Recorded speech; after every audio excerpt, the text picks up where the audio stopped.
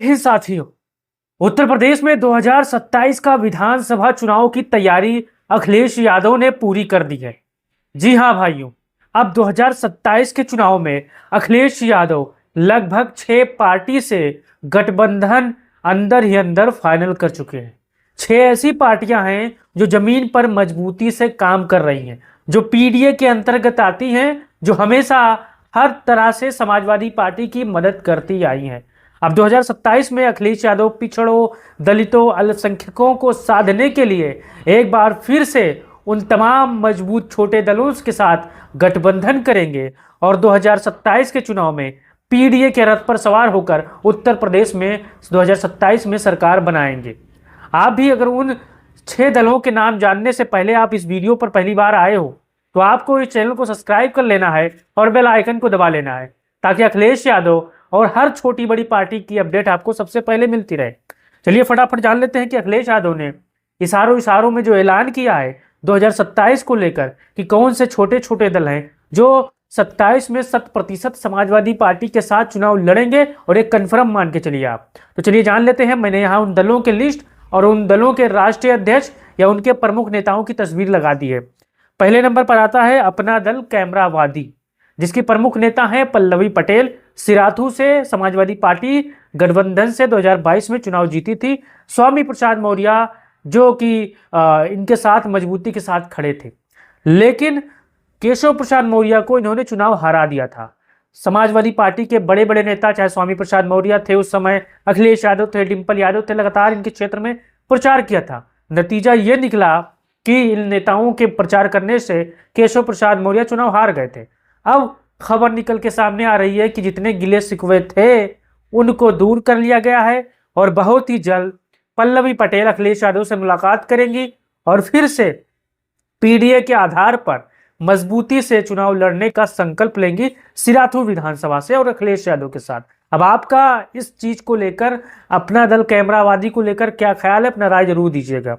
फिर चलते हैं दूसरे नंबर पर जनवादी पार्टी है, जो संजय चौहान की पार्टी है। उनकी तस्वीर आप देख सकते हैं।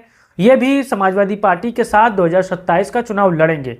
अखिलेश यादव कोई ऐसी छोटी बड़ी गलती नहीं चाहते हैं जो जिस तरह 2022 में समाजवादी पार्टी को चूक हुई थी छोटे छोटे वोटों से, इसलिए वो चाहते हैं कि 2027 के चुनाव में हर उन दलों का सम्मान करें जो समाजवादी पार्टी के साथ आकर चुनाव लड़ना चाहते हैं। अब जनवादी पार्टी जो संजय चौहान इसके राष्ट्रीय अध्यक्ष हैं और ये समाजवादी पार्टी के साथ आएंगे और 100% आएंगे और चुनाव लड़ेंगे, मान के चलिए, क्योंकि उत्तर प्रदेश के चुनाव में भी 1 साल का वक्त है। अब चलते हैं महान दल, जिसके अध्यक्ष केशव देव मौर्य हैं। ये भी काफ़ी मेहनत कर चुके हैं। 2022 के चुनाव में ये चुनाव लड़े थे लेकिन हार गए थे। लेकिन अब समय ये है कि आने वाले 27 में फिर अखिलेश यादव के साथ होंगे, फिर पीडीए के साथ होंगे और चुनाव जबरदस्त तरीके से लड़ेंगे, क्योंकि इनको पता है कि पीडीए समाजवादी पार्टी में ही मजबूती के साथ सुरक्षित है।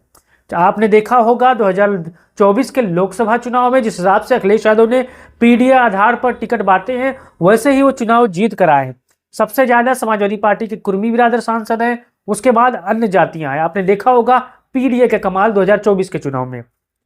अब चलते हैं बाबू सिंह कुशवाहा की पार्टी, जन अधिकार पार्टी। आप सभी जानते हो कि जौनपुर से सांसद हैं, समाजवादी पार्टी के संबल पर चुनाव लड़े थे और ये मजबूती के साथ जौनपुर के सांसद बन गए।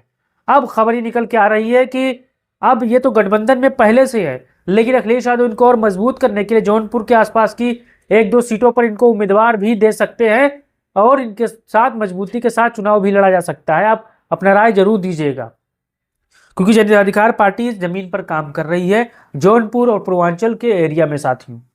फिर चलते हैं स्वामी प्रसाद मौर्य की पार्टी, राष्ट्रीय शोषित समाज पार्टी।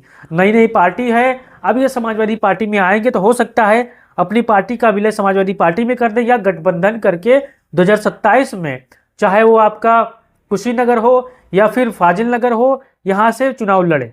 लेकिन कन्फर्म मान के चलिए 2027 में स्वामी प्रसाद मौर्य अखिलेश यादव के साथ आकर चुनाव लड़ेंगे, कन्फर्म है। फिर अंतिम पार्टी है कांग्रेस पार्टी, जो राहुल गांधी इसके प्रमुख नेता हैं और लगातार ये अखिलेश यादव और राहुल गांधी की दोस्ती हमेशा आपको देखने को मिली है।